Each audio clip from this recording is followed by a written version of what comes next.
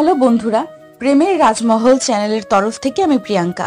আমাদের ভিডিওগুলোর নোটিফিকেশন সবার আগে পেতে হলে নিচে থাকা সাবস্ক্রাইব বাটনটি ক্লিক করে পাশে থাকুন আর বেল আইকনটি প্রেস করে নিন।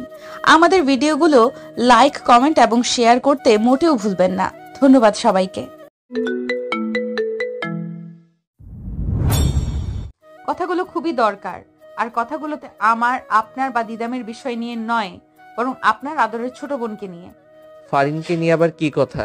বলবো, কিন্তু তার আগে প্রমিস করতে হবে আমি যা বলবো তা খুব মনোযোগ দিয়ে শুনবেন আর পুরোটা শুনবেন। আচ্ছা, প্রমিস। তাহলে শুনুন, ফারি একটা ছেলেকে খুব ভালোবাসে আর ছেলেটাও ফারিনকে খুব ভালোবাসে। Wow, great. তাহলে আমার বোন ডুবে ডুবে জল খাচ্ছে, তো ছেলে কি করে? সবই বলছি, আগে আপনি আমার কথাটা পুরো শুনুন। ও আচ্ছা, বলো। ওরা দুজন দুজনকে মন থেকে ভালোবাসে। ছেলের আব্বু একজন নিম্নমানের ব্যবসায়ী, কিন্তু ছেলেটা খুবই ভালো, আর ছেলেটা একটা কোম্পানিতে ভালো পদে চাকরি করে। ফারিন বলছিল তাদের বিয়েটা অসম্ভব, এটা কখনো হতেই পারে না। আমার বোনের বিয়ে আমি জেনে শুনে এমন একটা ছেলের সাথে কখনো দিতে পারি না। ওর জন্য অলরেডি কত ভালো ভালো আমাদের স্ট্যাটাসের সাথে মিল পাত্র পড়ে আছে, আর আমি এমন একটা ছেলের সাথে বিয়ে দিব? কিন্তু ওরা একে অপরকে অনেক ভালোবাসে। এসব প্রেম ভালোবাসা কিছু না, আজ আছে তো কাল নেই। আর এসব ছেলেরা মেয়েদের টাকা দেখে ভালোবাসে, মন দেখে নয়। ঠিকই বলেছেন, প্রেম ভালোবাসে কিছু না, শুধু স্বার্থ বুঝে, কেউ টাকা, কেউ বা দেহের। আমার কথাটা শুনে উনি আমার দিকে ফিরে তাকায়। আমি ওনার সামনে গিয়ে বলি, যদি ওরা ওদের মতো করে ভালোবেসে সুখে থাকতে পারে তাহলে আপনার সমস্যাটা কোথায়? যদি ভালোবাসাটা না থাকে তাহলে কুড়ে ঘরে আকাশের নিচে চাঁদ আনা যায়, আর যদি ভালোবাসাটাই না থাকে তাহলে আপনার আমার মতো হয়। আশা করি বুঝতে পারছেন আমি ঠিক কি বলতে চাচ্ছি। আর হ্যাঁ, ওই ছেলেটা যদি টাকা দেখে ভালোবাসতো তাহলে কেন এখন সে নিজেই সরে যাচ্ছে? কেন নিজেকে যোগ্যতাহীন ভেবে সরে যাচ্ছে? প্রতিটা ছেলে এক হয় না। যাই হোক, আমি এটা মানব না। তাহলে আমি এটা ধরে নিব আপনি আমাকে কখনো ভালোই বাসেননি। যদি ভালোবাসতেন তাহলে অন্যের ভালোবাসার মূল্য দিতে জানতেন, এইভাবে নিজে একটা ভালোবাসার সম্পর্কটা শেষ করে দিতেন না। তুমি যেই কথাগুলো বলছো ওইগুলো একবার নিজের দিকে নিয়ে কল্পনা করে ভাবো তো। তুমি কি আমার ভালোবাসাটাকে মূল্য দিচ্ছ, না প্রতিনিয়ত অপমান করছো? ওনার কথা শুনে আমি চুপ হয়ে গেলাম। ওনার প্রশ্নের কোনো জবাব আমার জানা নেই। উনি আমার সামনে এসে বললেন, কখনো কাউকে কিছু বোঝাতে গেলে নিজের দিকে আগে চিন্তা করতে হয়। আপনি আমাকে ভালোবাসেন? আচ্ছা, ধরে নিলাম ভালোবাসেন, তাহলে এর প্রমাণ দিতে পারবেন? কি প্রমাণ দিতে হবে বলো আমাকে। আমি তখনই বুঝবো যখন আপনি নিজ থেকে পরিবারের সবাইকে রাজি করে ফারিনকে তার ভালোবাসার মানুষটার সাথে বিয়ে দেন। তুমি কি আমার দুর্বলতার সুযোগ নিচ্ছ? মোটেও না, পরীক্ষা নিচ্ছি, দেখি হেরে যান নাকি জেতেন। যদি জিতে যাই তাহলে কি হবে? আপনার ভালোবাসা সত্যি প্রমাণিত হবে। তাতে কি হবে? প্রমাণ না করতে পারলেও আমি তোমাকে ভালোবাসি। উনি আমার কাছে আসতে চাইলে সবার সামনে হাত ধরে বলেন, সবকিছুর প্রমাণ দরকার হয়। ওকে ডান। আগামী এক সপ্তাহের মাঝে আমি ছেলের ব্যাকগ্রাউন্ড চেক করে তারপর প্রমাণ দিব। উনি একটা মুচকি হাসি দিলেন, আমিও একটু হাসলাম। উনি ল্যাপটপে বসে গেলেন। আমি রাতের খাবার রেডি করে নিচে এলাম।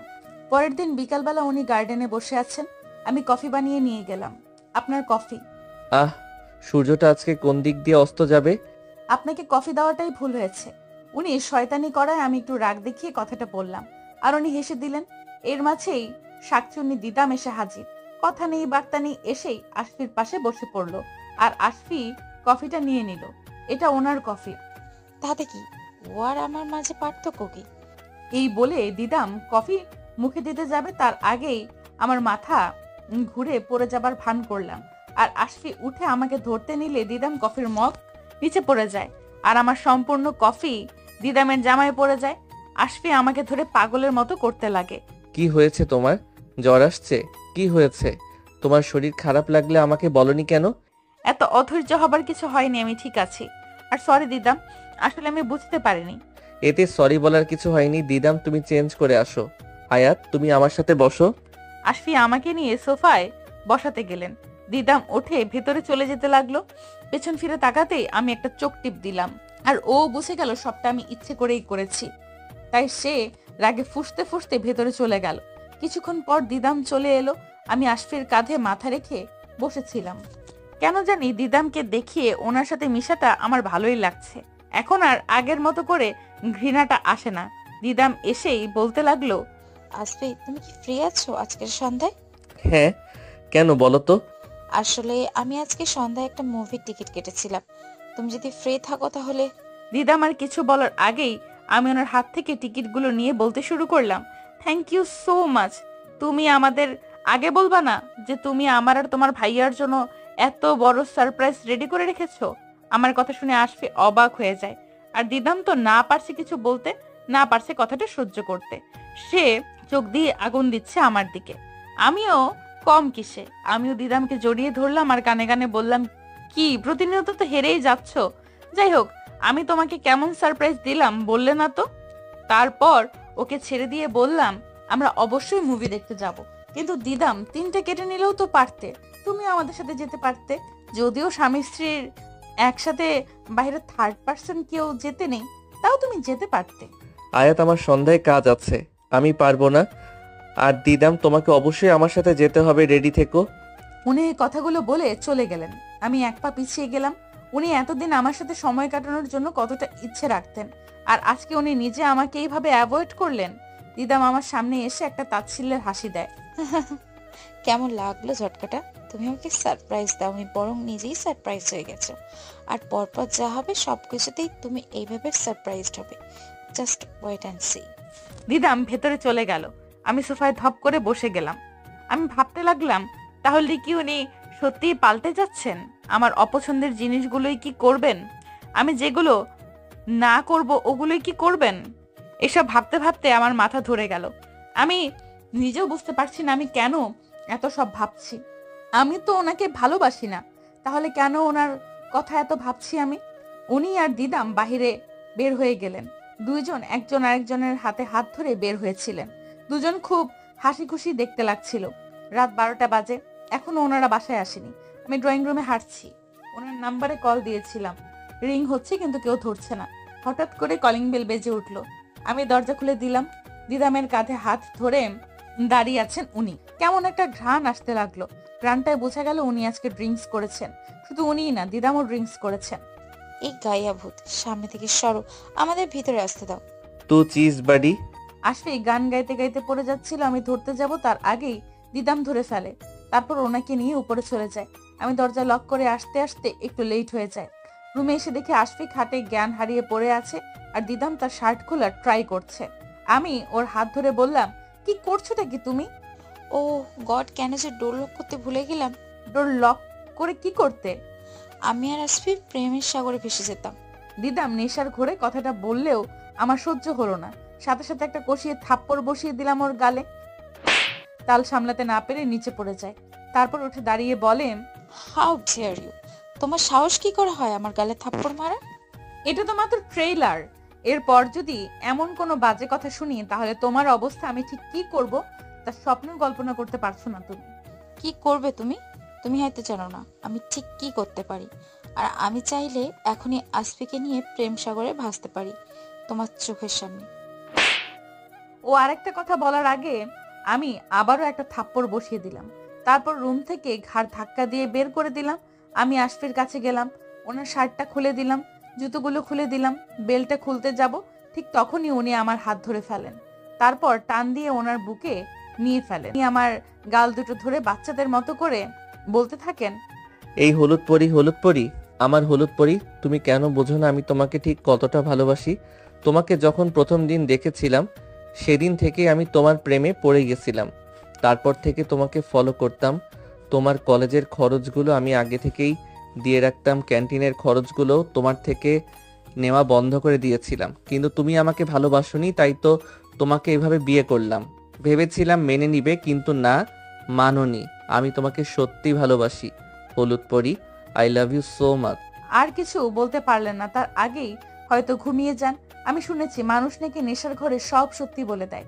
তাহলে কি উনি আমাকে সত্যি সত্যি ভালোবাসেন? আর তাহলে উনি ওই ব্যক্তি ছিলেন যার কাজগুলো আমার কাছে আজব আর অদ্ভুত লাগতো। কিন্তু প্রতিদিন রিকশায় ফুল পাওয়াটার প্রতি সত্যি একটা ভালো লাগা কাজ করত। তাহলে কি আসফি সেই সাইকো, ওই মিস্টার সাইকো? আমি ওনার মুখের দিকে তাকিয়ে কথাগুলো ভাবতে লাগলাম। তারপর কখন যে ঘুমিয়ে গেলাম বুঝতেও পারলাম না। সকাল হয়ে গেছে। ঘুম ভেঙে কারো হার্টবিটের শব্দ শুনতে পারলাম। উপরের দিকে তাকিয়ে দেখি উনি আমাকে ওনার সাথে জড়িয়ে রেখেছেন। আমি নিচ থেকে চাইলেও সরে যেতে পারতাম, কিন্তু আসিনি। ভালো লাগছিল ওনার হার্টবিটের শব্দ শুনতে পেয়ে। হঠাৎ করে উনি নড়ে চড়ে উঠলে আমি আবার চোখ বন্ধ করে ফেলি।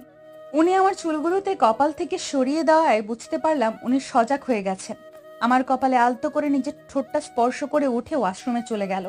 আমি শুয়ে শুয়ে গত রাতের কথা ভাবছি। নেশার ঘরে কি সত্যিটা বললো নাকি শুধুমাত্র ভীমরতি ছিল? কিন্তু উনি তো আমাকে সারাক্ষণ ভালোবাসি ভালোবাসি বলেন। যদিও এখন দিদামের সাথে বেশি সময় দিচ্ছে।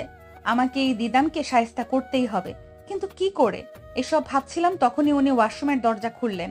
আমি এমন ভাব করে চোখ খুললাম যেন মনে হয় ওনার দরজা খোলার শব্দেই ঘুম ভেঙে গেছে। আমি একটু বিরক্তিকর ভাব নিয়ে বললাম, সকাল সকাল কি শুরু করেছেন? একটু কি শান্তিতে ঘুমাতেও দিবেন না? সরি, আমি বুঝতে পারিনি। তা কি করে বুঝতে পারবেন? বুঝবেন তো সব দিদামের বিষয়গুলো। আর কিছু বলার আগে উনি আমার হাত ধরে টেনে দাঁড় করিয়ে দাঁতে দাঁত চেপে বলে, তুমি যদি আর একবার দিদামকে নিয়ে ওইভাবে কথা বলো তাহলে তার ফল কিন্তু ভালো হবে না। সত্যি বললে সবারই গায়ে লাগে। এটা কোনোভাবেই সত্যি না। উনি আমাকে ধাক্কা দিয়ে রুম থেকে চলে গেলেন। আমি সোফায় বসে পড়লাম। চোখ থেকে দুফোঁটা নোনা জল গড়িয়ে পড়লো। বুঝতে পারলাম না কেন। ওনাকে বিশ্বাস করতে পারছি না বলে, নাকি উনি আমার থেকে দূরে সরে যাচ্ছেন বলে। আচ্ছা, উনি যদি আমাকে ভালোই না বাসতো তাহলে কেন সকালে আমি ঘুমিয়েছিলাম ভেবে কিস করলো?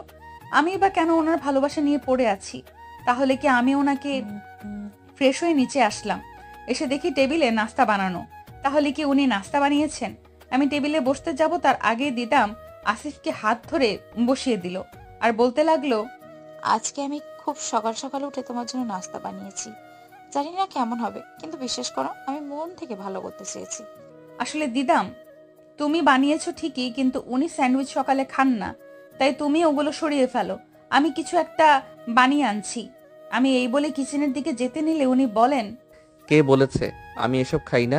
আমি এগুলো খাই, আর দিদামের হাতের বানানো হলে তো আরো বেশি করে খাবো। উনি কথাটা বলে খেতে লাগলেন।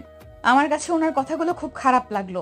আমি কিছু না বলে চুপচাপ উপরে চলে এলাম। কিছুক্ষণ পর উনিও রুমে আসলেন।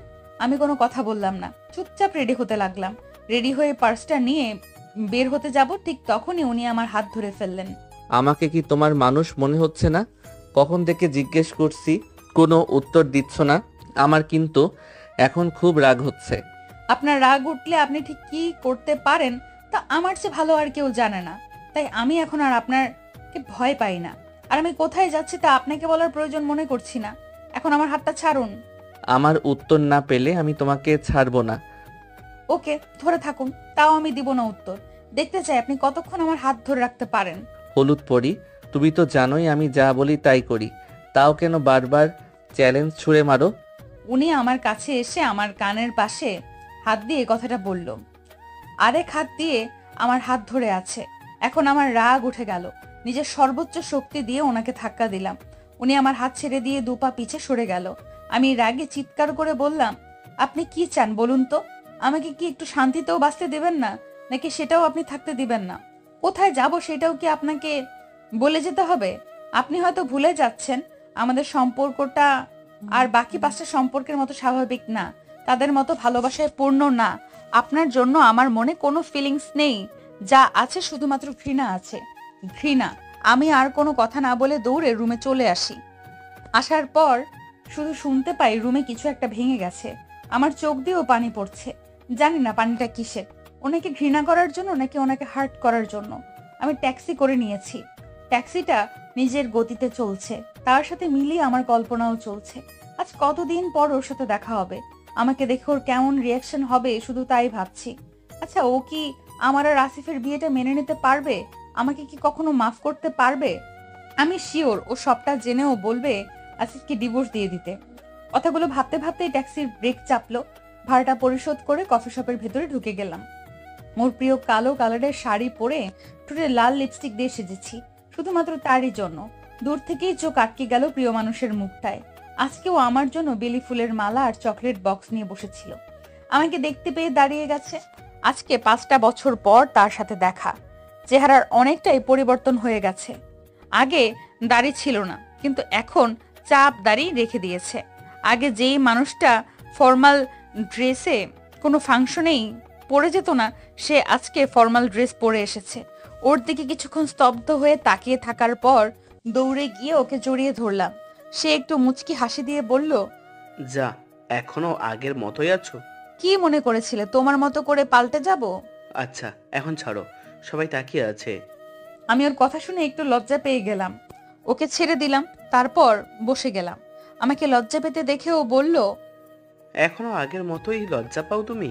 এখন এসব ফর্মালিটিস তুমি বাদ দাও, তুমি করে বলো, নয়তো কান ছিঁড়ে ফেলবো। যা যা যা, তুমি তো দেখছি সত্যিই আগের মতোই আছিস। কি মনে করেছিলি প্রথমে তুমি তুমি করে বলেছি বলে সব ভুলে গেছি? কিচ্ছু ভুলিনি, তোর সাথে কাটানো প্রত্যেকটা কথা মনে আছে। এত বড় হয়েও বড়দের সম্মান করতে শিখিস নাই? আইসে, তুই আমার বয়সের 5 বছরের বড় হলেও আমাদের সম্পর্কটা বেস্ট ফ্রেন্ডের, যদিও আমরা এক ক্লাসের না।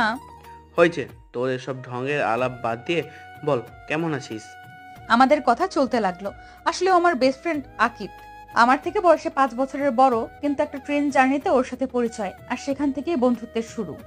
এক রাতের মাঝে এত ভালো বন্ধু হয়ে যাবে সেটা কখনোই ভাবিনি। অনেকক্ষণ ওর সাথে টাইম স্পেন্ড করলাম। একসাথে কফি শপ থেকে বের হচ্ছিলাম, তখনই একটা গাড়ি আমাদের একদম সামনে এসে ব্রেক করলো। গাড়িটা দেখে বোঝার আর বাকি রইল না কে হতে পারে। আমি চুপচাপ যেভাবে আকিদের হাত টেনে বের হচ্ছিলাম সেভাবে দাঁড়িয়ে আছি। উনি গাড়ি থেকে বের হয়ে নিজের গ্লাসটা চোখ থেকে খুলে আমাদের হাতের দিকে তাকালো। তারপর কিছু না বলে চুপচাপ আমার সামনে এসে বলল, গাড়িতে গিয়ে বসো, বাসায় যাব। আমি ওনার কোনো কথার উত্তর না দিয়ে আকিদকে টেনে চলে যেতে চাচ্ছিলাম, কিন্তু তার আগেই উনি আমার হাত ধরে টেনে ওনার বুকের সাথে মিশিয়ে দাঁতে দাঁত চেপে বললেন, কথা কানে গিয়ে পৌঁছায়নি? আপনার কি সকালের কথা মনে নেই? যদি মনে থাকে তাহলে কেন আবার এসব প্রশ্ন শুরু করেছেন? আয়াত, আমি ভালোই ভালোই বলছি বাড়ি চলো, নয়তো কি? নয়তো কি দেখতে চাও তুমি? তাহলে দেখো। এই বলে উনি আমাকে কোলে তুলে নিল। আমাকে এইভাবে কোলে তুলে নিবে আমি ভাবতেও পারিনি। আমাকে কোলে নিয়ে গাড়ির দিকে যেতে নিবে, তখনই আকিদ ওনার সামনে এসে দাঁড়ায়। আপনার সাহস তো কম না, আমার চোখের সামনে আয়াতকে কোলে তুলে নিয়ে নেন, তাও আবার তার মতের বিরুদ্ধে গিয়ে। আকিদের কথা শুনে আশফি একটা তাচ্ছিল্য হাসি দিয়ে বলল, তুমি হয়তো কিছুই জানো না আমি কে বা আমার আর আয়াতের সম্পর্ক কি। বাই দ্য ওয়ে, তোমার সাথে পরে আমার খুব ভালো করে বোঝাপড়া হবে, এখন আমাকে যেতে হবে। এই বলে আশফি গাড়ির দিকে পা বাড়াতে নিলেই আকিদ আশফির কলার ধরে ফেলে আর বলে, আয়াতকে কোল থেকে নামিয়ে দিন, নয়তো। তুমি হয়তো জানো না আমি কে, তাই ভালোই ভালোই বলছি কলার ছেড়ে দাও, তোমাকে পরে দেখে নিব। কে রে তুই? আকিদ আশফির কলার টেনে কথাটা বলল। এখন আশফির রাগ বেড়ে গেল। সে আয়াতকে নামিয়ে আকিদকে একটা ঘুষি মেরে দিল। সাথে সাথে সে ছিটকে গেল। তারপর আশফি রেগে চোখ বড় বড় করে বলল, আমি তোর বাপ, আর তার চেয়েও বড় পরিচয় আমি তোর এই আয়াতের বিয়ে করা জামাই। আকিদ উঠে দাঁড়িয়ে গালে হাত দিল। ঠোঁটের সাইড কেটে গেছে। আর যখন সে আশফির কথা জানতে পারলো তখন অবাক হয়ে আমার দিকে তাকালো। আমাকে কিছু বলার সুযোগ না দিয়ে আশফি আমাকে টেনে গাড়িতে বসিয়ে দিল। তারপর নিজেও গাড়িতে উঠে গাড়ি স্টার্ট দিল। আমি আকিদের দিকে তাকিয়ে আছি, আকিদও আমার দিকে তাকিয়ে আছে। আশফি আমাকে হাত ধরে টেনে রুমে নিয়ে গেল। তারপর ধাক্কা দিয়ে বেডের উপর ফেলে দিয়ে দরজা লক করে দিল। উনি আমার দিকে এগোতে লাগলেন আর শার্টের বোতামগুলো খুলতে খুলতে বলতে লাগলেন, তোমাকে আমি মুক্ত বলেছিলাম বলে এই না যে আমি তোমাকে বাহিরের কোনো পুরুষের সাথে লুকিয়ে মিট করতে দিব।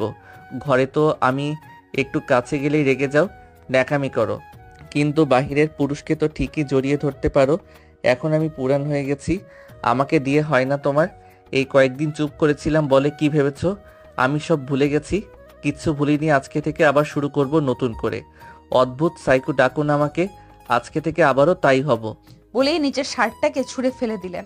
আমার কাছে আসলেন। আমি পেছতে পেছতে একদম খাটের সাথে মিশে গেলাম। উঠতে যাব তার আগেই শাড়ির আঁচল ধরে টান দেয় আর আস্তে আস্তে সমস্ত শাড়ি ওনার হাতের মুঠোয় নিয়ে নেয়। তারপর শুরু হয়ে যায় ওনার চাহিদা মেটানোর খেলা। চাহিদা মেটানো হয়ে গেলে উঠে চলে যায়। আমি বিছানায় গুটিয়ে শুয়ে আছি। চোখ থেকে অনবরত পানি পড়ছে। ব্যথা সহ্য করতে পারছি না। ঠোঁটের পাশেও অনেকটা কেটে গেছে। কাটবে না কেন? কামড়িয়ে তো সারা শরীরেই ক্ষত করে ফেলেছে। আমি বুঝতে পারছি না উনি এমন কেন করলেন। শুধুমাত্র আকিদকে জড়িয়ে ধরার জন্য? যদি তাই হয় তাহলে আমি এখন থেকে আকিদের সাথে প্রতিদিন মিট করব। উনিও তো আমার কথা শোনেননি। দিদামের সাথে দিব্যি ঘুরে বেড়াচ্ছে, তখন কিছু হয়নি। আর আমি একটু জড়িয়ে ধরেছি বলেই এত কিছু। আজকে থেকে আমিও আপনার সব অপছন্দের জিনিসগুলো করব। আপনি যা ইচ্ছা করেন, এখন থেকে কোনো কিছুই কেয়ার করব না। উনি ফ্রেশ হয়ে আসলে আমিও ফ্রেশ হয়ে আসি। উনি ল্যাপটপে কাজ করছিলেন, আমি নিচে যাব ভেবে রুম থেকে বের হচ্ছিলাম। তখনই দিদাম রুমে ঢুকছিল। আমি ওর সামনে পা বাড়িয়ে দিলাম, আর দিদাম নিচে ধপাস করে পড়লো। আহ আ ওপস, লেগেছে বুঝি? লাগবেই তো। অন্যের জিনিসের প্রতি বেশি আকর্ষণ থাকলে নিজের দিকেই খেয়াল থাকে না। আচ্ছা বাদ দাও, না ওঠো। আমি এই বলে নিজের হাতটা দিদামের দিকে বাড়িয়ে দিলাম। দিদাম অসহায়ের মতো হাতটা ধরে উঠতে নিলেই মাঝ অবস্থায় আবার ছেড়ে দেয়, যার ফলে আরেকবার নিচে পড়ে যায়। এইবার আশফি এসে দিদামকে তোলে। আশফি রেগে আমাকে কিছু বলতে যাবে তার আগেই আমি নিজের চুলগুলো উড়িয়ে সেখান থেকে চলে যাই। আমার এমন ব্যবহারে উনি রীতিমতো অবাক হয়ে যায়। সন্ধ্যায় আমি বসে বসে টিভি দেখছিলাম, যদিও টিভিতে মন ছিল না। তখনই আশফি আর দিদাম ড্রয়িং রুমে আসলো। দুজনেই খুব সেজে গুজে বের হয়েছে, তার মানে কোথাও বের হচ্ছে। আমি কিছু না বলে চুপচাপ টিভির দিকে চোখ ফিরিয়ে নিলাম। দিদাম আমার সামনে এসে বলল, আয়াত, আমরা একটু পার্টিতে যাচ্ছি, আজকে অনেক রাত হবে, তুমি ঘুমিয়ে যেও কেমন? এই বলে দিদাম চলে যেতে নিলে আমি উঠে ওর পথ আটকে বলি, দিদাম এই নাও ঘরের চাবি। আমি না আজকে এই বাড়িতে থাকবো না, তোমরা যখন ইচ্ছে তখন আসো, সমস্যা নেই। আমি আজকে আমার একটা ফ্রেন্ডের বাসায় যাব, তোমরা বের হলেই আমি বের হয়ে যাব। আর হ্যাঁ, have a good party mood. আমি এই বলে টিভিটা অফ করে সোজা উপরে চলে আসলাম। দিদাম হয়তো ভেবেছিল আমি ওদেরকে দেখে জেলাস ফিল করব, কিন্তু না, তেমন কিছুই না, বরং উল্টো জেলাস ফিল করাবো। আমি খুব গর্জিয়াস মেকআপ করে পার্টি লুকে নিচে নামলাম। নিচে নেমে দেখি ওরা এখনো বের হয়নি। আশফির মুখ দেখে বোঝা যাচ্ছে উনি বের হতে চায়নি। আমি ওদের সামনে গিয়ে বললাম, আরে তোমরা এখনো বের হওনি?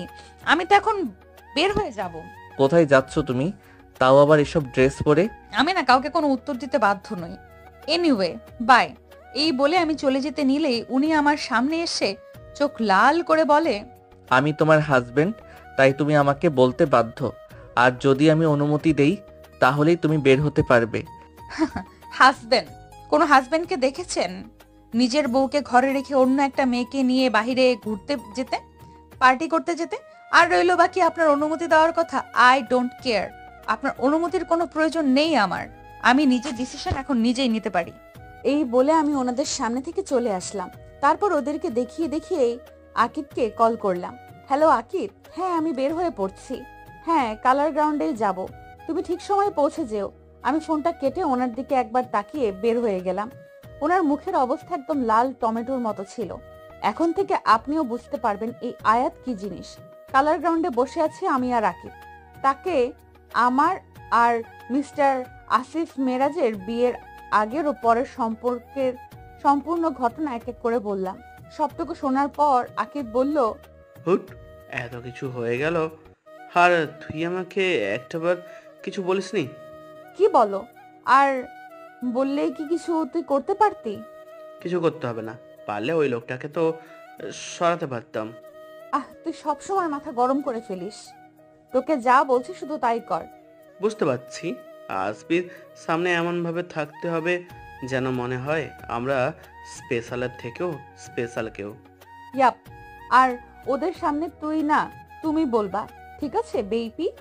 আমি শয়তানি করে কথাটা বললাম আর সাথে সাথে হেসে দিলাম। আকি তো আমার সাথে হাসছিল। তখনই আশফি আর দিদাম পার্টিতে আসলো। আমি খুব ভালো করে জানতাম ওরা, দিদাম আর আশফি না আসলেও উনি আশফি ঠিকই আসবে। আমি ইশারা করে আকিবকে ইশারা করলাম। আকিব বুঝতে পেরে তার মতো করে কাজ শুরু করে দিল। আমার সামনে আসা চুলগুলো আস্তে আস্তে করে পেছনে সরিয়ে দিল। অন্যদিকে দিদাম তো আশফির হাতের ভেতর হাত দিয়ে দাঁড়িয়ে আছে। মিউজিক শুরু হতেই দিদাম আশফিকে টেনে নিয়ে ডান্স শুরু করে দিল। আমিও আকিবকে নিয়ে ডান্স ফ্লোরে চলে গেলাম। খুব ভালোভাবে ডান্স করছি আকিদের সাথে। আশফি আর দিদামও ভালোই ডান্স করছে, কিন্তু আশফির চোখ আমার দিকে। আমি যখনই তাকাচ্ছি তখনই দেখতে পাচ্ছি উনি আমার দিকে তাকিয়ে আছে। হয়তো রাগে জ্বলে পুড়ে শেষ হয়ে যাচ্ছে, কিন্তু কিছু বলতে পারছে না। আমিও আকিবকে ইচ্ছে করে জড়িয়ে ধরেছি, হাতে হাত আঁকড়ে ধরে রাখছি। আমি এক পর্যায়ে আকিবকে ইচ্ছে করে চিমটি কাটলাম। আকিদও বুঝতে পেরে আস্তে আস্তে করে আমাকে লাইটের অন্ধকারের দিকে নিয়ে গেল। আশফি আমাদের দিকে তাকিয়েছিল, দিদাম বারবার তার দিকে ফেরাচ্ছে, কিন্তু কোনো লাভ হচ্ছে না। আর সহ্য করতে পারলো না আশফি। আমরা দুজন অন্ধকারে এসে একটু হাসছিলাম, তখনই আশফি ছায়া দেখতে পেয়ে আবারও ক্লোজ হয়ে দাঁড়ালাম। আশফি এসেই আমার হাত ধরে টান দিল। আমিও উল্টো টান দেওয়ায় এতটা এগিয়ে নিতে পারিনি। এরপর জোরে টান দিয়ে একদম কোলে তুলে নিল। তারপর আকিদের দিকে অগ্নিদৃষ্টি নিক্ষেপ করে চলে গেল। আমি পেছন থেকে আকিদকে বৃদ্ধাঙ্গুল ইশারা করে যেন সে বুঝতে পারে আজকের মতো অভিনয় এখানেই শেষ। বাসায় এসে আমাকে দাঁড় করিয়ে আবারও রেগে বলতে লাগলো, ওই ছেলেটার সাথে কি সম্পর্ক তোমার? আপনাকে কেন বলতে যাব? দেখো, এমনিতেই মাথা গরম আছে, এখন এসব তেরা তেরা কথা শোনাবো না। সোজাসুজি বলো, ছেলেটার সাথে তোমার কিসের সম্পর্ক? খুবই স্পেশাল একজন। স্পেশাল বললে ভুল হবে, স্পেশালের থেকেও স্পেশাল। তা যাই হোক, এখন থেকে ওই ছেলের সাথে এত মিলামেশা করতে পারবে না। আপনি বললেই আমি মেনে নেব, এটা কি করে ভাবলেন? আপনি যেটা বলবেন ঠিক সেটার উল্টোটা আমি করব। আপনি যেমন দিদামের সাথে চিপকে থাকেন, আমিও ঠিক তেমন করে আকিদের সাথে চিপকে থাকবো। ও, তাহলে তুমি আমাকে জেলাস ফিল করানোর জন্য এসব করছো? মোটেও না। আপনাকে জেলাস ফিল করিয়ে আমার কি লাভ? আমি তো আর আপনাকে ভালোবাসি না। কিন্তু আমি তো বাসি, আর আজকের পর থেকে ওর সাথে চিপকে থাকলে তার ফল খুবই খারাপ হবে। উনি এই বলে চলে যেতে নিলে আমি পেছন থেকে ডেকে বলি, মিস্টার আশফি মিরাজ, আমি এখন আর আপনাকে ভয় পাই না, আর আপনি আমাকে যা খুশি করতে পারেন। I don't care. I know that dear yellow angel. এই জন্য এখন আমি তোমাকে চিপকে থাকতে দেখলে তোমার না বরং আকিদের ক্ষতি করব। আর আমার ক্ষতিটা কত বড় ক্ষতি হতে পারে তা খুব ভালো করেই বুঝতে পারছো। বেশি কিছু বললাম না, শুধু এটাই মাথায় রেখো। উনি আমার কাছে এসে চুলগুলো কানে গুজে দিয়ে কথাগুলো বলে চলে গেল। আমি এখন সত্যি কিছুটা ভয় পেয়ে গেলাম, কারণ আমি চাই না আমার জন্য আকিদের কোনো ক্ষতি হোক। পরের দিন বিকালবেলা আমি আকিদের সাথে ফোনে কথা বলছিলাম। আকিদ তার বাহিরে কাটানো দিনগুলোর কথা শেয়ার করছিল। আমার বড্ড হাসি আসছিল, তাই কথা শুনে হাসছিলাম। তখনই আশফি রুমে আসলো। আমাকে এভাবে হাসতে দেখে একটু অবাক হলো, কারণ আমি ওনার সামনে কখনো এভাবে হাসিনি। আমি ওনাকে দেখে বারান্দায় চলে আসলাম।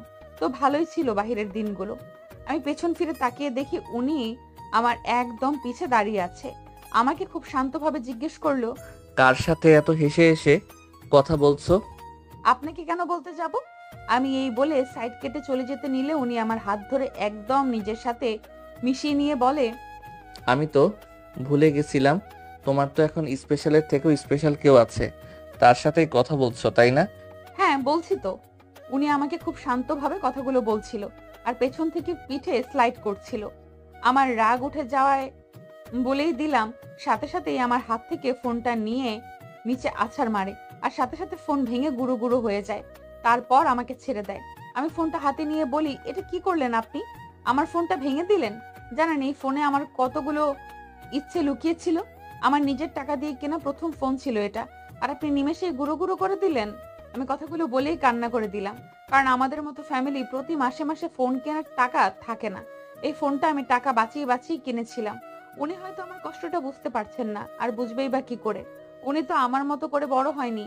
উনি চলে গেলেন, আর যাবার আগে বলে গেলেন, রেডি হয়ে যাও, আজকে তোমাদের সবার জন্য একটা সারপ্রাইজ আছে। কিন্তু ওনার কোনো কথাই আমার কানে গেল না। আমি ফোনটা হাতে নিয়ে কান্না করছি। প্রায় 1 ঘন্টা পর উনি রুমে আসলেন। আমি রেডি না হয়ে বিছানায় ভাঙা ফোনটা নিয়ে বসে আছি। কি ব্যাপার, এখনো রেডি হওনি? একটু পর তো বের হব। আমি আপনার সাথে কোথাও যাব না, আর আজকে আমাকে এত আদিক্ষেতা দেখাতে হবে না। আপনি আপনার দিদামকে নিয়ে যেতে পারেন। খুব কষ্ট লাগছে না? নিজের জিনিসটা চোখের সামনে ভেঙে ফেললাম বলে ঠিক তেমনই কষ্ট আমার হয় যখন তুমি আমার ভালোবাসাটাকে অপমান করো, গলা টিপে মেরে ফেলো। বাই দ্য ওয়ে, এই শাড়িটা পরে রেডি হয়ে পড়ো। উনি আমার দিকে একটা শপিং ব্যাগ এগিয়ে দিল। আমি ওনার হাত থেকে সেটা নিয়ে দূরে ফেলে দিলাম, আর চিৎকার করে বলতে লাগলাম, আপনার কি কোনো কথা কানে যায় না? আমি বলেছি তো আমি কোথাও যাব না, তাহলে কেন এত ঢং করছেন? সরে যান আমার চোখের সামনে থেকে। আমাকে একটু একা থাকতে দিন। তুমি যাবার সাথে তোমার সারা শরীর যাবে। এই বলে উনি এক টানে আমার শাড়ি খুলে ফেলেন। তারপর আমাকে ওপর থেকে ঘুরিয়ে ব্লাউজটা খুলে ফেলে দিলেন। তারপর ব্যাগ থেকে নতুন হলুদ শাড়িটা পেঁচিয়ে দিয়ে কানের কাছে এসে বলল, প্লিজ একটু তাড়াতাড়ি করে রেডি হয়ে যাও, আমি নিচে তোমার জন্য অপেক্ষা করছি। উনি এইভাবে বলায় আমি আর না করতে পারলাম না। উনি চলে গেলে আমি শাড়িটা পরে নিলাম। ব্যাগটা হাতে নিয়ে দেখি তার সাথে কতগুলো চুড়ি আর একজোড়া ঝুমকাও আছে। আমি এগুলো পরে নিচে এসে দেখি উনি সোফায় বসে ফোন টিপছে। আমাকে নিচে নামতে দেখে উনি দাঁড়িয়ে অবাক হয়ে তাকিয়ে আছেন। আমি ওনার সামনে দাঁড়ালে উনি বলেন, হলুদ পরি, আজকে তোমাকে দেখে আবারও নতুন করে প্রেমে পড়তে মন চাচ্ছে। আজকে আবারও ঠিক তেমনই অনুভব হচ্ছে যেমন হয়েছিল প্রথম দেখার পর। তারপর উনি আমার সামনে হাঁটু গেড়ে হাত বাড়িয়ে দিয়ে বললেন, আই লাভ ইউ হলুদ পরি। জানি তোমার উত্তর হয়তো এখনো পাল্টায়নি, আমাকে হয়তো এখনো একইভাবে ঘৃণাই করো, কিন্তু তোমার কাছে আমার একটাই চাওয়া, এইভাবে ঘৃণা করে থাকলেও চলবে, শুধু আমাকে ছেড়ে যাবে না, কখনো জোরও করবো না ভালোবাসতে। বলো আমাকে। আমি কি বলবো বুঝতে পারছি না। আমি শুধু একটা কথাই বললাম, এসব নাটক আমার ভালো লাগছে না। কোথাও যাবার হয় তাহলে চলুন, নয়তো আমি রুমে চলে যাচ্ছি। আমার কথা শোনার পর ওনার মুখটা একদম শুকনো হয়ে গেছিল। তারপর হাতটা গুছিয়ে নিয়ে উঠে দাঁড়ায়, মুখে একটা জোর করে হাসি ফুটিয়ে সামনে যাবার ইশারা করে। আমি সামনে যেতে নেব, তখনই দিদাম এসে আশফির হাত ধরে ফেলে আর বলে, আমি রেডি, চলো যাওয়া যাক। দিদামের কথা শুনে আমি আশফির দিকে তাকালে আশফিও কিছুটা হতবম্ব হয়ে যায়। তারপর দিদামের হাতটা ছাড়িয়ে নিয়ে বলে, দিদাম, আসলে আজকে আমি আর আয়াত একসাথে যাব, তুমি বরং অন্য গাড়িটা নিয়ে চলে যাও, আমি ড্রাইভারকে বলে দিচ্ছি। কিন্তু কেন? আমি তোমার সাথে গেলে প্রবলেম কি? দিদাম, তোমার বোঝা উচিত আমরা হাজব্যান্ড ওয়াইফের মাঝে থার্ড পারসন কারো থাকা উচিত না, সো প্লিজ। দিদাম আর কিছু না বলে আমার দিকে একবার তাকিয়ে শুকনো হাসি দিয়ে চলে গেল। আমার খুব ভালো লাগলো দিদামের ওই ফেসটা দেখে। আশফির আজকের কথাগুলো আমার ভালো লাগলো। আজকে প্রথম উনি দিদামের সাথে আমাকে নিয়ে এইভাবে কথা বললেন। উনি আমার দিকে হাত বাড়ালেন।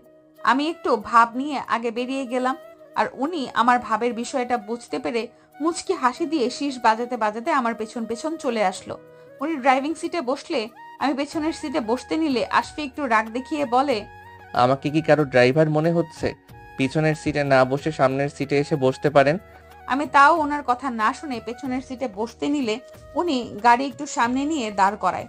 তারপর বের হয়ে আমাকে কোলে তুলে সামনের সিটে বসিয়ে বলে, লজ্জা না করে সরাসরি বললেই পারো তোমার আমার কোলে উঠতে ভালো লাগে আর উঠতে চাও। ওনার কথা শুনে রেগে তাকালে উনি একটা চোখ টিপ দিয়ে দরজা লক করে দেয়। তারপর উনিও ড্রাইভিং সিটে বসে গাড়ি স্টার্ট দেয়। গাড়িটা চালানোর কিছুক্ষণ পর পর উনি আমার দিকে তাকায়। আমি একটু রেগে তাকালেই উনি হেসে দেয়।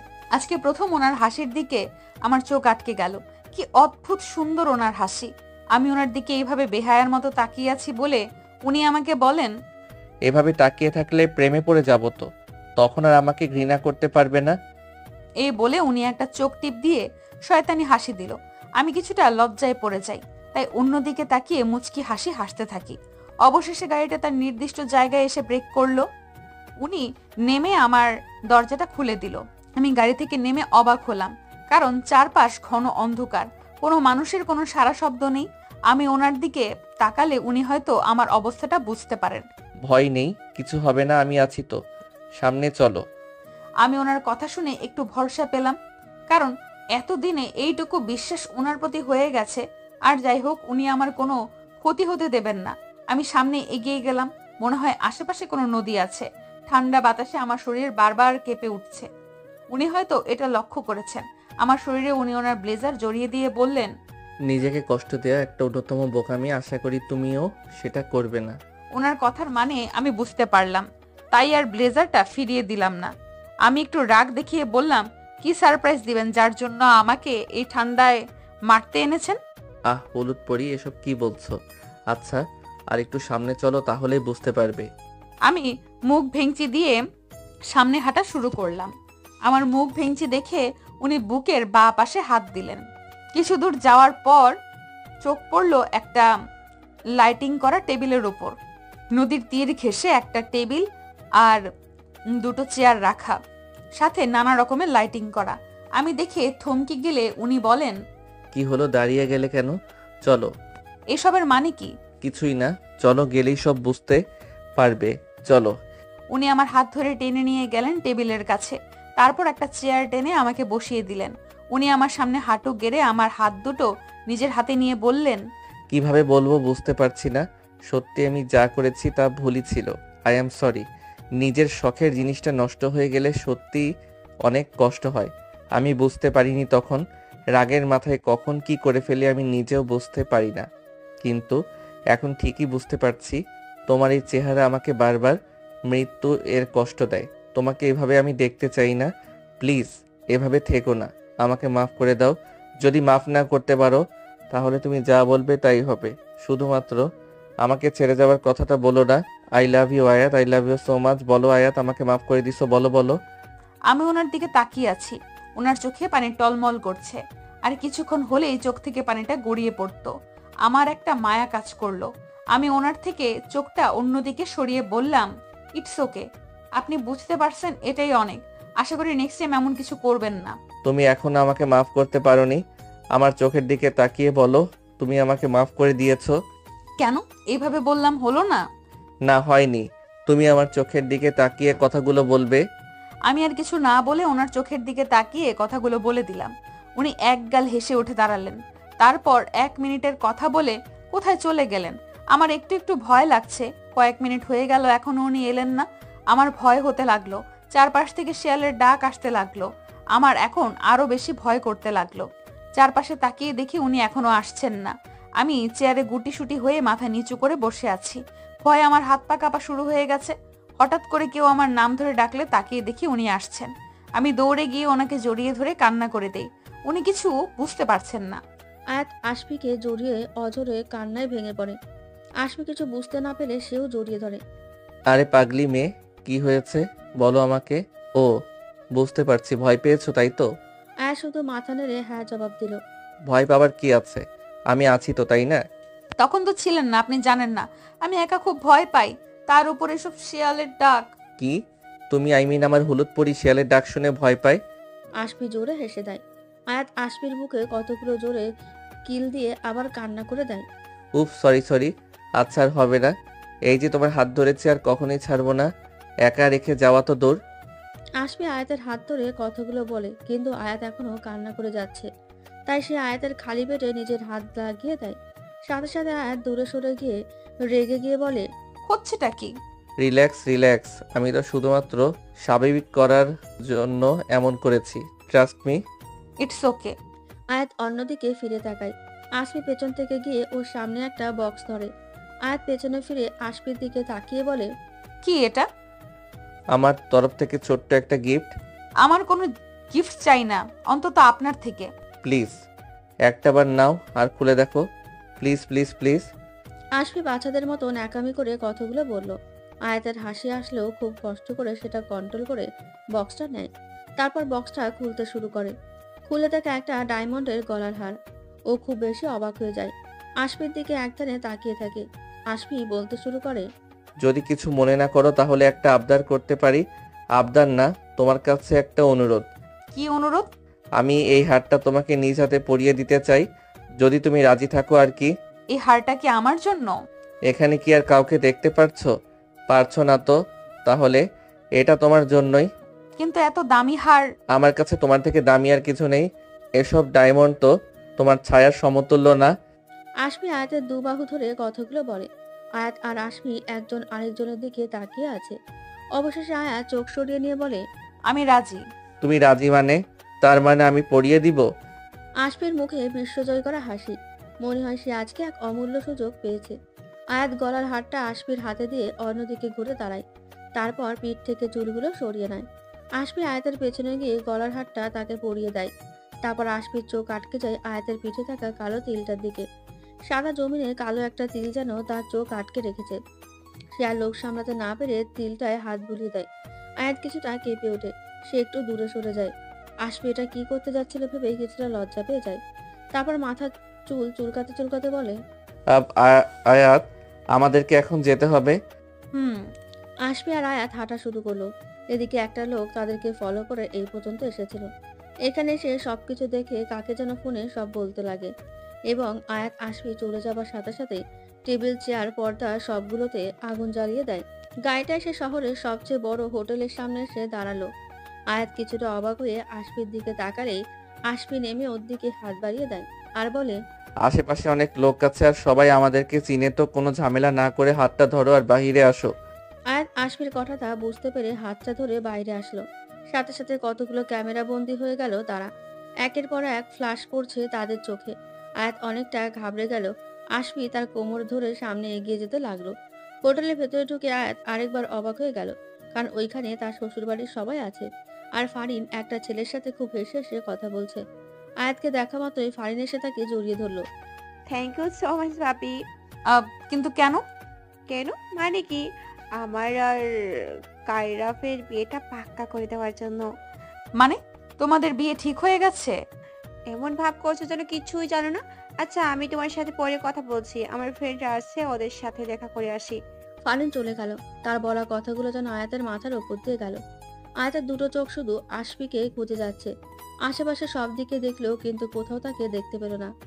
পেছনে ফিরতে যাবে তখনই খায় এক ধাক্কা।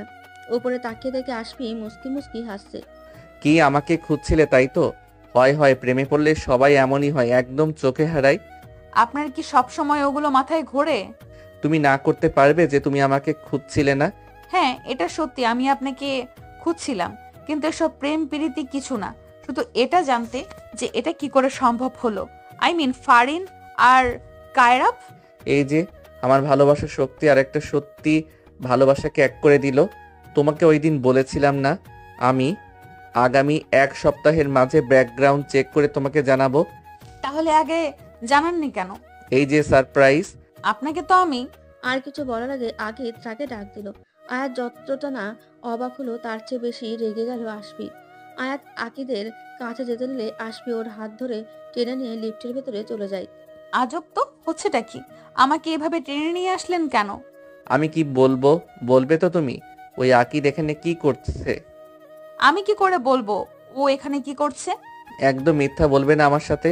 তুমি যদি না জানাও তাহলেও জানবে কি করে আমরা এখানে। শুনো আয়াত, আমি তোমাকে ওর সাথে দেখতে পারি না, এটা তুমি কেন বুঝতে পারো না?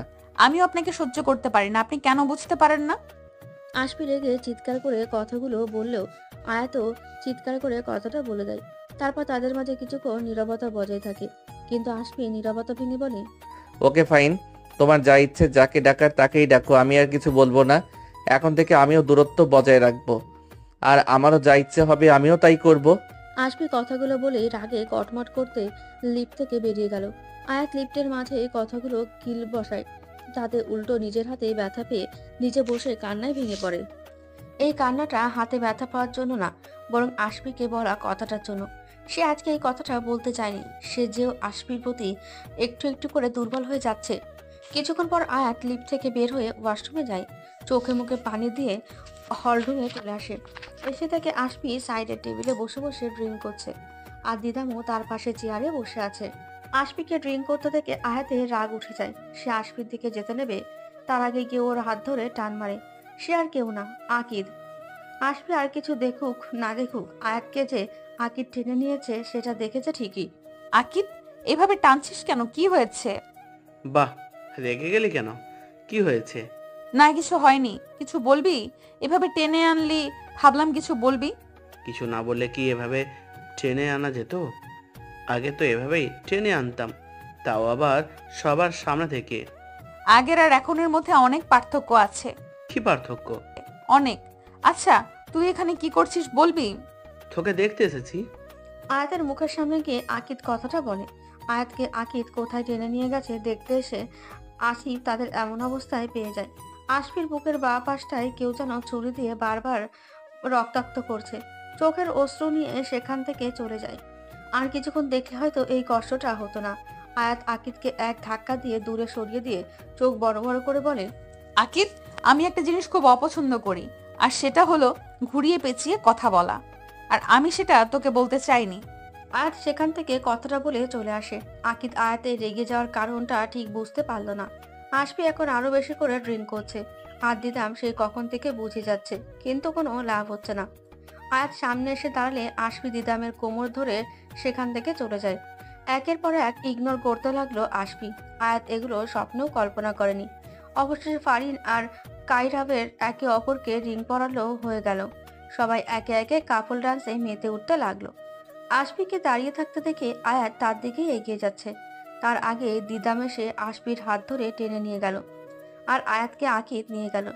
ডান্সে আশফি বারবার আয়াতকে লক্ষ্য করছিল, আর আয়াতও আশফিকে বারবার দেখছিল। দিদাম ডান্সের এক পর্যায়ে আশফির গলার এক পাশে কিস করে দেয়। আয়াতের চোখে তা আটকে যায়। আশফিও কিছু বলল না, উল্টো আয়াতের দিকে তাকিয়ে একটা মুচকি হাসি দিয়ে দিদামের সাথে ডান্স করতে লাগলো।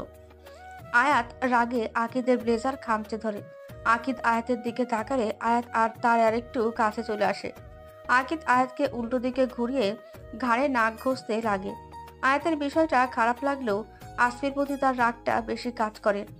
আসফি আকিদের এই কাজটা দেখার সাথে সাথে দিদামকে ঘোরাতে ঘোরাতে ফেলে দেয়। তারপর আকিদের কাছ থেকে আয়াতকে ঘুরিয়ে এনে আকিদের নাকে সরাসরি একটা ঘুষি বসিয়ে দেয়। তারপর আরো কতগুলো ঘুষি বসিয়ে দেয়। কায়রাফ বাধা দিতে গেলে আসফি তাকেও ধাক্কা দিয়ে দুটো ছিটকে ফেলে দেয়। আকিদ একদম নিচে পড়ে যায়। আধমরা হয়ে গেছে সে। আরেকটা লাথি দিতে যাবে তার আগেই আয়াত আসফির গালে একটা থাপ্পড় বসিয়ে দেয়। আয়াত এই থাপ্পড়টা কেন মারলো সে নিজেও জানে না, কিন্তু এই থাপ্পড়টা যদি না দিত তাহলে হয়তো আসফি আজকে থামতো না। থাপ্পড় খেয়ে আয়াতের দিকে কিছুক্ষণ তাকিয়ে থেকে টেবিলে লাথি দিয়ে বের হয়ে যায়। আয়াত তাকে আটকাতে নিলেই হাত ঝাড়া দিয়ে ফেলে দেয়। পুরো হলরুম এখন শান্ত। আকিদ উঠে গিয়ে আয়াতের দিকে হাত বাড়ায়। আয়াত হাত ধরে উঠে দাঁড়ায়। বেশ কিছুক্ষণ পর আকিদকে ব্যান্ডেজ করানো হয়েছে ফার্স্ট এড বক্স দিয়ে। এতক্ষণে আকিদের আসল পরিচয়ও পাওয়া গেছে। আকিদ কায়রাফের মামাতো ভাই। সবাই চুপচাপ বসে আছে। হঠাৎ করে ফারিনের ফোনটা বেজে উঠল। নিজের ভাইয়ের নাম থেকে ফোনটা রিসিভ করে বলতে লাগলো, কি ভাইয়া, কই চলে গেছিস? এখানে সবাই কত টেনশন করছে আর তুই? ভাবি তো সে কখন থেকে কান্না করে যাচ্ছে। আপনার কোথাও ভুল হচ্ছে। আমি আপনার ভাইয়া না। আপনার ভাইয়া কার অ্যাক্সিডেন্ট করেছেন, সিটি হাসপাতালের সামনে মোড়টাতে পড়ে আছেন। যতক্ষণ পর্যন্ত পুলিশ না আসছে ততক্ষণ কেউ কিছু করতে পারবে না। ফারিন এই কথা শোনার পর মাথা চক্কর দিয়ে পড়ে যাবার আগেই কায়রাবকে ধরে ফেলল। কি হয়েছে? ফারিন কি বললো ভাইয়া? ভাইয়া, ভাইয়া, ফারিন, তুই এমন করছিস কেন? কি হয়েছে বলবি আমাদের? ভাইয়া অ্যাক্সিডেন্ট করেছে, সিটি হসপিটালের সামনে মোড়টাতে পড়ে আছে। ফারিন এই কথা বলে কান্নায় ভেঙে পড়ল। আয়াত কয়েক কদম পিছিয়ে গেল। চোখের পানিটা আরো বেশি পড়ছে। সে একাই দৌড়িয়ে বেরিয়ে গেল। পেছন পেছন একে একে সবাই বেরিয়ে আসলো। হোটেল থেকে সিটি হসপিটাল বেশি দূরে নয়, তাই আয়াত দৌড়ে সেখানে চলে গেল। চারপাশে একদম মানুষ ঘিরে আছে। কেউ কেউ গাড়ি দেখছে, আবার কেউ আসফির অবস্থা, কিন্তু কেউ আর তার কাছে যাচ্ছে না। আয়াত মানুষকে সরিয়ে সামনে গেল। আসফি রক্তাক্ত অবস্থায় নিচে পড়ে আছে। নাক দিয়ে এখনো রক্ত বেরোচ্ছে। হাত দুটো কাঁপছে। আয়াতের ভয়ে চোখ বড় বড় হয়ে গেল। আসফির কাছে দৌড়ে গেল। নিজের কোলে আসফির মাথা রেখে কান্না করতে করতে বলতে লাগলো, আসফি চোখ খুলুন। আপনি জানেন আমি তখন যা করেছি সব রাগে করেছি। আপনি তো জানেন আমি আপনার সাথে দিদামকে একদম সহ্য করতে পারি না। প্লিজ চোখ খুলুন। ও আপনি কি আকিদের বিষয় নিয়ে রেগে আছেন? সত্যি আমি তাকে ডাকিনি। ও কায়রাবের মামাতো ভাই। আর তখন আপনাকে কিভাবে থামাবো ভেবে না পেয়ে থাপ্পড় মারি। প্লিজ আপনি যা বলবেন আমি তাই করব। আকিদের সাথে আমি কোনো প্রকার যোগাযোগ রাখবো না। প্লিজ আপনি চোখ খুলুন প্লিজ। আয়াত আসফির মাথাটা নিজের বুকে জড়িয়ে ধরে কান্না করতে লাগলো। হঠাৎ করে আসফি জোরে একটা নিঃশ্বাস ফেললো। আয়াত বুক থেকে সরিয়ে দেখে আসফি চোখ খুলেছে। আমি জানতাম আপনার কিচ্ছু হবে না, আপনি ঠিক হয়ে যাবেন। আয়াত, তুমি দূরত্ব চেয়েছিলে, আমি তো তোমাকে তাই দিয়ে গেলাম। অনেক অনেক দূরত্ব। আই লাভ ইউ আয়াত। আসফি কথাগুলো বলে আয়াতের হাত ধরতে চেয়েছিল, কিন্তু পারেনি। তার আগে চোখ বন্ধ হয়ে যায় আর হাতটা নিচে পড়ে যায়। না। আয়াত না বলে চিৎকার দিয়ে জ্ঞান হারিয়ে ফেলে। আর যখন জ্ঞান ফেরে তখন সে নিজে দেখে হসপিটালের বেডে শুয়ে আছে। মাথাটা ঝিমঝিম করছে। মাথায় হাত দিয়ে উঠে বসলো। মা, ভাবি জ্ঞান ফিরেছে। কেমন লাগছে মা এখন? মা, উনি কেমন আছেন? আয়াতের কথা শুনে সবাই একে অপরের দিকে তাকিয়ে দেখে কেউ কোনো কথাই বলছে না। সবাই একদম চুপ হয়ে যায়। মা, আপনি কিছু বলছেন না কেন? ফারিন, তোমার ভাইয়া কেমন আছে? কোথায় উনি? আমি ওনাকে দেখব। ভাবি তুমি তো ব্যস্ত হবে না, তোমার স্যালাইন ঠিক হোক, আমি পরে তোমাকে বলছি। না, আমি এক্ষুনি ওনার কাছে যাব। ফারিন প্লিজ আমাকে ওনার কাছে নিয়ে যাও প্লিজ মা। আয়াত কান্নায় ভেঙে পড়ল।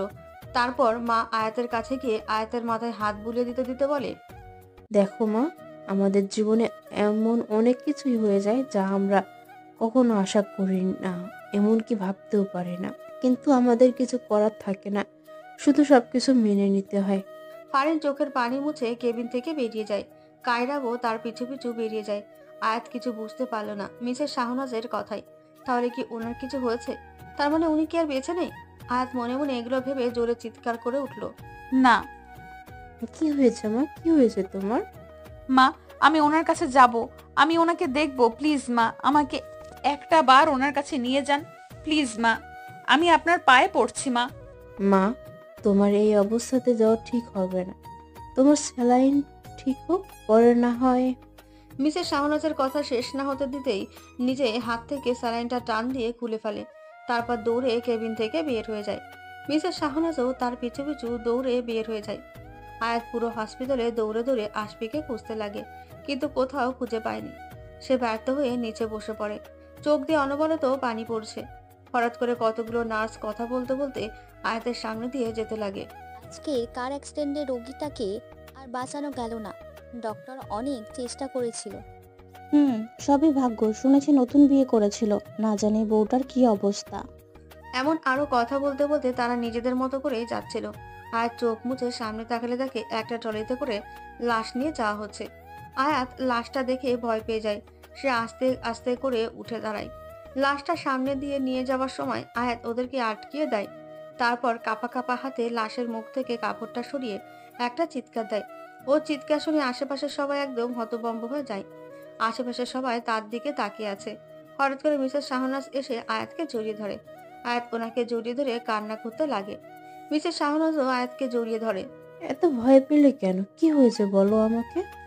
মা মা এই এই এই লাশ। আয়াত ভয়ে তোতলাতে শুরু করে দেয়। আঙুল দিয়ে লাশটাকে ইশারা করায়। মিসেস শাহনাজ লাশটার দিকে তাকায়। সাথে সাথে উনিও চোখ বুজে নেয়, কারণ লাশটা দেখতে খুবই ভয়ঙ্কর ছিল। মুখ একদম থুবড়ে গেছে, চোখ দুটো একদম বাইরে চলে এসেছে। চলো আমার সাথে আয়াত। নার্স, এক গ্লাস পানি দিন তো। নার্স এক গ্লাস পানি নিয়ে আসলো। আয়াতের সামনে ধরলে আয়াত গ্লাসটা ফ্লোরে ছুঁড়ে মারে।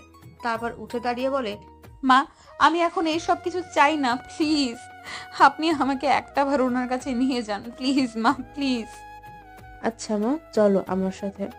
মিসেস শাহনাজ আর কিছু উপায় না পেয়ে আয়াতকে নিয়ে সেখান থেকে উঠে চলে যায়। অপারেশন থিয়েটারের সামনে দাঁড়িয়ে আছে ফারিন। চোখে পানি টলমল করছে। তার পাশেই কায়রাফ দাঁড়িয়ে আছে। টানা 3 ঘন্টা ধরে আশফির অপারেশন করানো হচ্ছে। রক্ত বেশি বের হয়ে যাওয়ায় অনেকটাই খারাপ অবস্থা হয়ে গেছে। ফারিন কিছুক্ষণ আগে 1 ব্যাগ রক্ত দিয়ে গেছে। কেমন আছেন উনি? নার্স কি বলল? ভাবি তুমি এখানে? মা, তুমি ভাবিকে এখানে কেন নিয়ে এলে? কি করবে ও?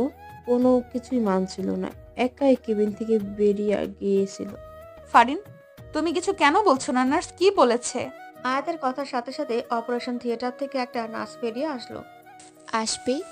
মেয়েরাজের বাড়ির লোক কারা আছেন? আমি আমি ওনার ওয়াইফ।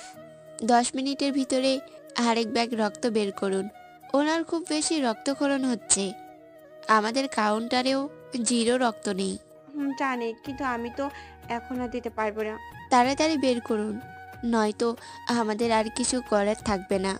নার্স এই বলে চলে যাচ্ছিল। তখনই পেছন থেকে কেউ একজন বলল, আমার গ্রুপ আর আসফির গ্রুপ সেম, আমি দিব কি ওকে রক্ত? সবাই তাকিয়ে দেখে দিদাম।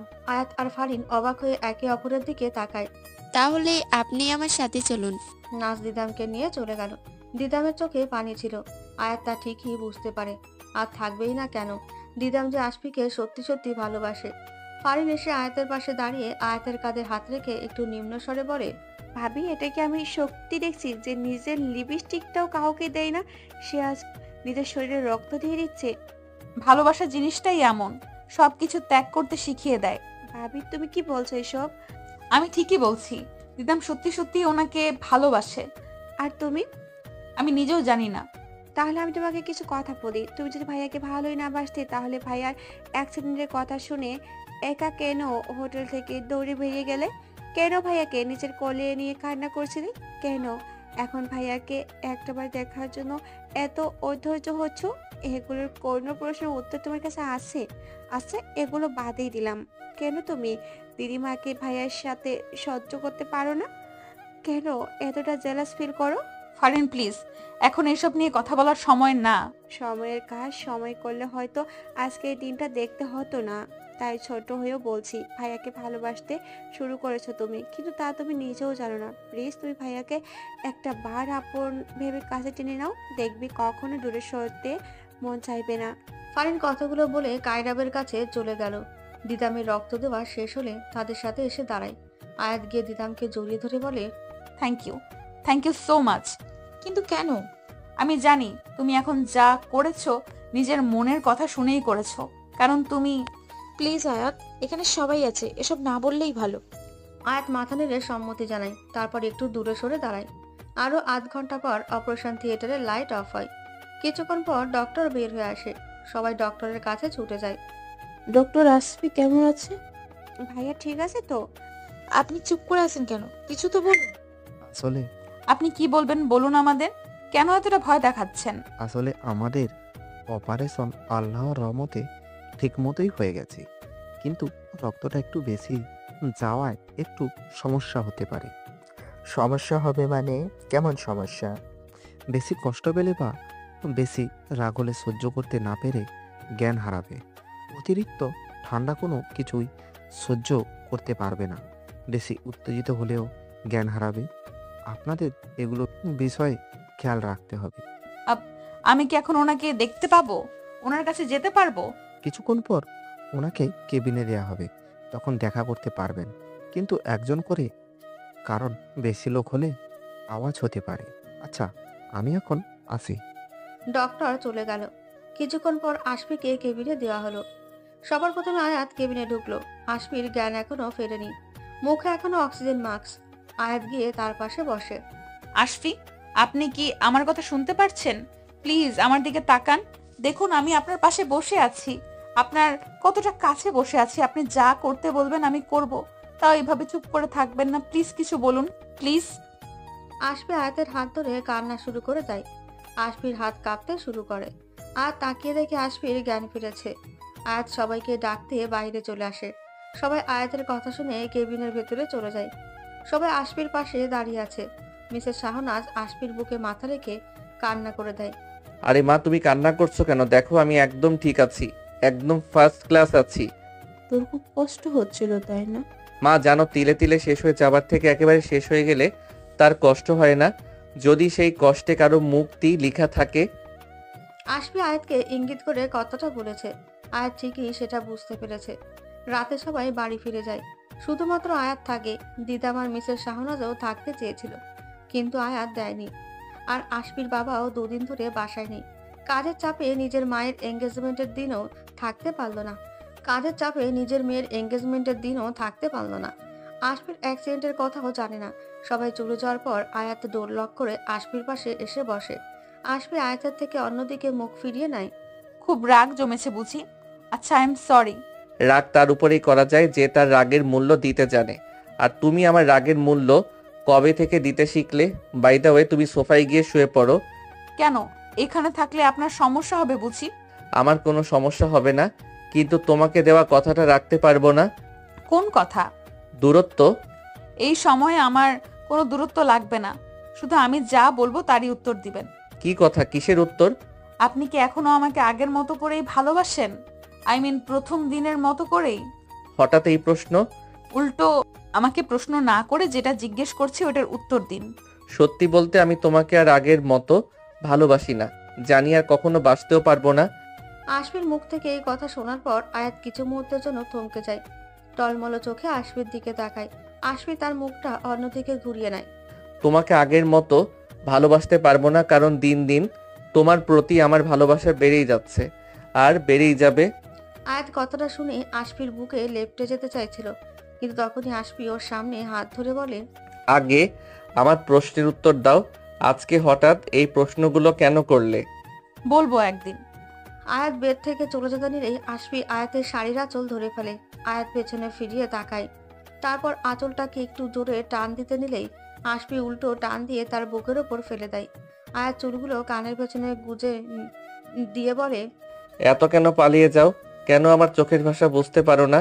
কেন এত ঘৃণা করো আমাকে? আজকের দিনের জন্য এসব কথা বাদ দেন। আর আপনি জানতে চেয়েছিলেন না আকিদ আজকে পার্টিতে কি করছিল? আকিদ কায়রাবের মামাতো ভাই। আয়াত কথাটা বলেই একটু সোজা হয়ে বসে। দুজনেই চুপচাপ হয়ে যায়। আশফি নিজের কাছেই ছোট হয়ে যায়। আশফি কিছু বলতে যাবেই তার আগে আয়াত আশফির মুখে আঙুল দিয়ে থামিয়ে দিয়ে বলে, আর কিছু বলতে হবে না, চুপচাপ শুয়ে পড়েন, কাল সকালে আপনাকে বাড়ি নিয়ে যাবার ব্যবস্থা করব। আশফি আয়াতের দিকে তাকিয়ে একটা মুচকি হাসি দিল। আয়াত লাইটটা অফ করে আশফির পাশে এসে শুয়ে পড়ল। তাতে আশফি অনেক অবাক হয়ে যায়। তুমি এখানে কেন? কেন আসতে পারি না? আপনিই তো বলেন আপনার পাশে আমি বেশি নিরাপদ, তাহলে আজকে দূরে ঠেলছেন কেন? কারণ তোমার দূরত্ব প্রয়োজন। আমি কি এখন বলছি? আর কোনো কথা না বলে চুপচাপ শুয়ে থাকেন। আশফি আর কিছু বলল না, মুচকি হাসি দিয়ে চোখ বুজে নিল। আয়াতও আশফির দিকে এক পলক তাকিয়ে চোখ বুজে নিল। সকালে রোদটা আশফির চোখে পড়তেই আশফির ঘুম ভেঙে গেল। আয়াত তার বুকের উপর বাচ্চাদের মতো করে শুয়ে আছে, চুলগুলো এলোমেলো হয়ে আছে, শাড়িটাও ঠিক নেই। আশফি চুলগুলো ঠিক করে দিল, তারপর আরেকটু শক্ত করে জড়িয়ে ধরল। আয়াত চোখ খুলে আশফির বুকে নিজেকে দেখে এক ঝটকায় দূরে সরে যায়। শাড়িটা ঠিক করে ওয়াশরুমে চলে যায়। ওয়াশরুম থেকে এসে দেখে আশফি উঠে বসার চেষ্টা করছে। আয়াত দৌড়ে গিয়ে আশফিকে ধরে বসিয়ে দিল। কখন উঠলেন আপনি? যখন তুমি ঘুমাচ্ছিলে ঠিক তখনই। আশফি চোখ টিপ দিয়ে কথাটা বলল। আয়াত চোখগুলো বড় বড় করে বলল, মানে? মানে হলো নাভির পাশের তিল। আর কিছু বলতে না দিয়ে আয়াত চাদরটা টেনে দিল। আশফি হাসতে লাগলো। মিসেস শাহনাজ আসলে আশফিকে বাড়ি নিয়ে যাওয়ার কথা হয়, আশফিকে বাড়ি নিয়ে আসা হয়। নিজের পায়ে হাঁটতে কষ্ট হলে আয়াত ধরে ধরে রুমে নিয়ে আসে। আয়াতই সেবা যত্ন করতে থাকে আশফির। 4 দিন পর এখন আশফি মোটামুটি সুস্থ, নিজের কাজ নিজেই করতে পারে। এই কয়েকদিন আয়াতই তার সব কাজ করে দিয়েছিল। দিদাম রুমে আসলে আশফি তেমন পাত্তা দিত না, তাই বেশিক্ষণ থাকতেও না। আয়াত বিষয়গুলো খেয়াল করে মনে মনে খুশি হলো। আজকে আশফি অফিসে গেছে, দিদামও ফারিনের বিয়ে শপিং করতে বাইরে গেছে। সন্ধ্যায় আশফি বাসায় আসে। মেন ডোর খুলে ভেতরে ঢুকতেই এক ঝলক আলো তার চোখে পড়ে। আলোটা সহ্য করতে না পেরে নিজের চোখে হাত দিয়ে ফেলে। আলোটা কমে আসলে চোখ থেকে হাত সরায়। তারপর আশেপাশে থাকা লাইটিংগুলো জ্বলতে শুরু করে। আশফি কিছু বুঝতে পারছিল না এগুলো কি হচ্ছে। তখনই কেউ একজন একটা আশফির দিকে আসতে থাকে, কিন্তু পেছনে আলো বেশি হওয়ার কারণে মুখটা দেখা যাচ্ছে না। সামনে আসলে তাকিয়ে দেখে আয়াত। আয়াত আজকে দুপুরের পর থেকে এসব করছে, কারণ সে আজকে আশফিকে নিজের করে নেবে। সেও আশফিকে ভালোবেসে ফেলেছে, বেসেছে অনেক আগেই, কিন্তু আজ এতদিন পর বুঝতে পেরেছে। নিজ হাতে পুরো ড্রয়িং রুম সাজিয়েছে, বেলুন, মোমবাতির, লাইটিং, গোলাপ ফুল দিয়ে সব খুব সুন্দর করে সাজিয়েছে। হলুদ শাড়ি পরে, চুলগুলো খোপা করে, খোপায় লাল গোলাপ, ঠোঁটে লাল লিপস্টিক, হাতে চুড়ি, কানে বড় বড় ঝুমকো করে খুব সেজেগুজে আশফির সামনে দাঁড়ালো। আশফি নিজের চোখ সরাতে পারছিল না। এভাবে হা করে তাকিয়ে থাকবেন নাকি কিছু বলবেন? ও না, আজকে আপনি কিছু বলবেন না, আজকে আমি বলবো আর আপনি শুনবেন। আয়াত আশফির মুখটা বন্ধ করে কথাগুলো বলল। আপনার হলুদ পরি আপনাকে আজকে তার মনের কথাগুলো বলবে। আপনার হলুদ পরি ভালোবেসে ফেলেছে। সে কখনো ভাবেনি ঘৃণা করতে করতে কখন ভালোবেসে ফেলবে। সে বুঝতেই পারেনি এত রাগের মাঝেও ভালোবাসার জন্ম নিবে। যাক, আগের সব কিছু ভুলে গিয়ে আজকে আমি বলছি, সারা জীবনের জন্য কি আমাকে রক্ষা করতে পারবেন? সারা জীবন কি হলুদ পরির সাথে থাকতে পারবেন? সারা জীবন কি আমাকে আপনার বুকে রাখতে পারবেন? আয়াতের কথাগুলো শুনে আশফি নিজের কানকে বিশ্বাস করতে পারছে না। ওর হলুদ পরি আজকে তাকে এভাবে বলছে, নিজের থেকে মেনে নিচ্ছে, এটা সে ভাবতেই পারছে না। আর এক মুহূর্ত দেরি না করে আয়াতকে জড়িয়ে ধরে ফুপিয়ে কান্না করে দেয়। আমি তোমাকে আমার নিজের জীবন দিয়ে রক্ষা করব, কখনো কোনো আঁচড় লাগতে দিব না। শুধু তুমি আমাকে ভালোবেসে যেও। আই লাভ ইউ মাই হলুদ পরি। I love you too, I love you too my psycho. আশফির কান্না থামাচ্ছে না বলে আয়াত বলে, আরে আপনি কান্না করছেন কেন? এভাবে কান্না করলে কিন্তু আমি এখন আপনাকে ছেড়ে দিব। আমি কান্না করছি না, এটা আমার আনন্দের পানি, আমার হলুদ পরীকে পাওয়ার আনন্দের। তো হলুদ পরীকে পেয়ে কি পানি আসবে নাকি? আর কিছু বলল না আয়াত। আশফি তার গাল ধরে উপরের দিকে তাকায়, তারপর ঠোঁটে হালকা করে কিস করে। আয়াত লজ্জা পেয়ে মুখটা আশফির বুকে লুকিয়ে ফেলে। আশফি আয়াতকে কোলে তুলে ওপরে যেতে লাগলো। আশফির ওপরে যাওয়ার সাথে সাথেই একটা ছায়া আবিষ্কার হলো। সে আর কারো ছায়া নয়, দিদামের ছায়া। দিদাম আশেপাশে থাকা মোমবাতিগুলো একে একে নিচে ফেলে দেয়, ফুল দিয়ে নিচে বানানো লাভ শেপটা এলোমেলো করে দেয়, পাগলের মতো করতে লাগে। আমি আর পারছি না, নিজের চোখের সামনে ভালোবাসার মানুষটাকে অন্য কারোর সাথে আমি আর সহ্য করতে পারছি না। ওই দিন নদীর পাশে, আর আজকে এইখানে ঘটা প্রতিটা মুহূর্ত আমার চোখের সামনে ভাসছে। ওই দিনের ভিডিও ফুটেজটা দেখার পর আয়াতকে ইচ্ছে করছিল, না আর না, আজকের পর থেকে আয়াতকে আমি বোঝাবো ভালোবাসার মানুষটাকে পাওয়ার জন্য আমি কি কি করতে পারি। আশফি রুমে এসে আয়াতকে বিছানায় শুয়ে দেয়, তারপর খোপাটা খুলে আয়াতের সামনে একটা গোলাপ ধরে বলে, প্রপোজটা ভালো করে করতে পারো না? গোলাপ ছাড়া কেউ প্রপোজ করে? আমি কই প্রপোজ করলাম? আপনিই তো করছেন। আপনিই তো আমাকে লাভ ইউ বলেছেন। আপনি কি ভাবছেন আমি এতই বোকা? ও মাই গড, আমার হলুদ পরি এতটাই চালাক? বলে আশফি আয়াতের দিকে গেল, চুলে ঘ্রাণ নিতে নিতে কানের ঝুমকোগুলো খুলে দিল, গাড়ে হালকা করে স্লাইড করতে লাগলো। আয়াত কেঁপে উঠলেই আসবি আয়াতের দু গাল ধরে ঠোঁটের সাথে ঠোঁট মিলিয়ে দেয়। আয়াতও আজকে নড়াচড়া করছে না, নিচ থেকে রেসপন্স করছে। তারপর আসবি আয়াতের শাড়ির পিন খুলে সরাতে নেবে, তখন কি মনে করে আর সরায়নি। তারপর আয়াতের থেকে কিছুটা দূরে সরে বসে আর কানের ঝুমকোটা সাইড টেবিলে রেখে আয়াতের পাশে এসে বলে। আয়াত বুঝতে পারলো না হঠাৎ ওনার কি হলো। সে আসবির দিকে তাকিয়ে আছে। না আয়াত। না মানে কিন্তু কেন? এখন তো আমি আর বাধা দিচ্ছি না। আমি এখন আপনাকে ভালোবাসি, আর তার চেয়েও বড় কথা আমরা দুজন বিয়ে করা স্বামী স্ত্রী। তাহলে কেন? ভালোবাসো তো? তাহলে আমার প্রতি একটু বিশ্বাস রাখো, সবকিছুই জেনে নিবে। এখন অনেক রাত হয়ে গেছে, শুয়ে পড়ো, কাল ওই বাড়ি যেতে হবে।